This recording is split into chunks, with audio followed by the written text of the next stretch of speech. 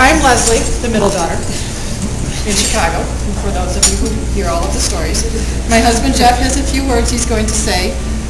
Reverend Tulk, who is in my parents' original wedding party, is going to do a prayer, and then we can eat. Jeff?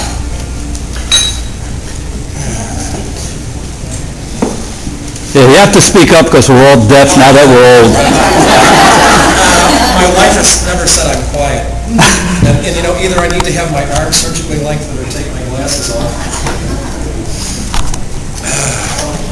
50 years, half a century. I haven't even been on this planet that long. I'm getting there, though.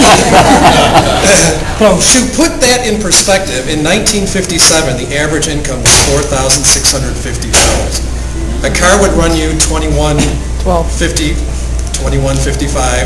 and a house cost just $12,975. Would you believe a gallon of gas was a quarter? That inspired me to do some math. In 50 years, I figure Carl has said 2,346,971 yes years. And Xenia's listened to Carl's stories 13,478 times each. In a disposable world, to live together for 50 years is an amazing thing. It is amazing. To love each other for 50 years is something to be celebrated. And we're celebrating it now because who the hell wants to come to Buffalo in December? Yay! It all started in 1955 when Carl and Xenia met in college. Carl was a junior at Clarkson studying electrical engineering. Across the street, Xenia was a senior at Crane School of Music at Potsdam University.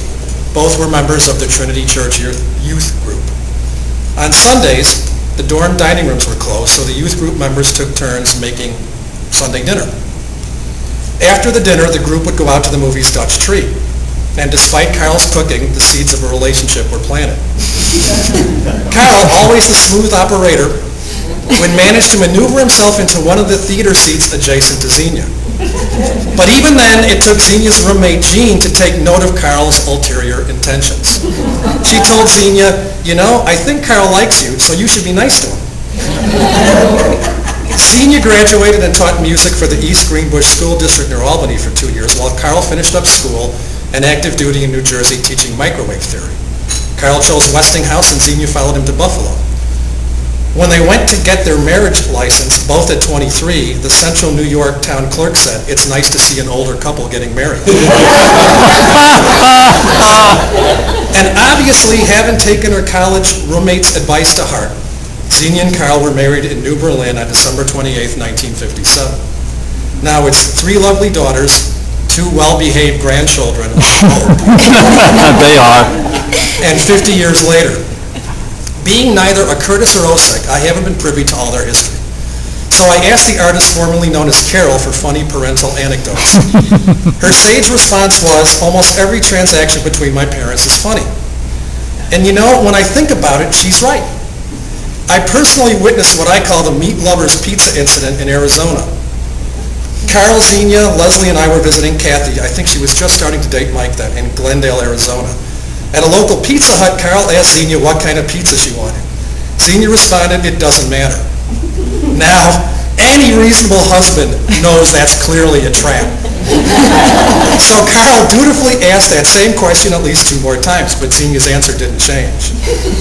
Feeling reasonably safe now, Carl ordered the meat lover's pizza. Now, I like meats, but this thing had sausage, pepperoni, hamburger, bacon, lizard, and buffalo meat piled a foot high. Even I would have had trouble digesting it.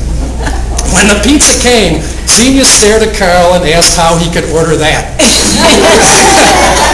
The ensuing conversation should have been recorded for Comedy Central as Carl defended his actions, and he should have won, but ultimately to no avail.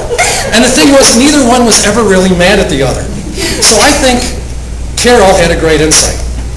To make it through 50 years without a double homicide, you have to be a good comedy team. You have to be able to play off each other, because if you take the ups and downs of life too seriously, you'll never make it.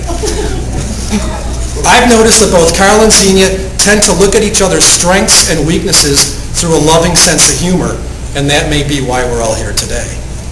Now, I always thought Carol was the adopted daughter, but now I'm convinced it's Leslie, because when I asked my lovely wife to tell me about her parents, she said nothing really stood out. But that answer led to another insight, consistency. And in no way do I mean consistency in the boring sense. No, I mean consistency. I mean the consistency of patience with each other, the consistency of allowing a relationship to grow stronger, the consistency of understanding that this too shall pass, the consistency of being committed, not in the mental institution sense, but of being committed to loving each other for 50 years. Kathy's contribution was asking me to keep this short, and if you know me, you might want to personally thank her later. She also said it could be rather strange that they've been married for 50 years when Xenia claims she's 49. But I'll conclude this. The first question we all want to ask any couple that's made it through 50 years of marriage is, what's your secret? When I look at Carl and Xenia, it's clear there is no secret. Just watch them for a day, a week, a month, and you'll see. So here's to Xenia and Carl on the celebration of their 50th anniversary. And the best thing is, this love story isn't over yet.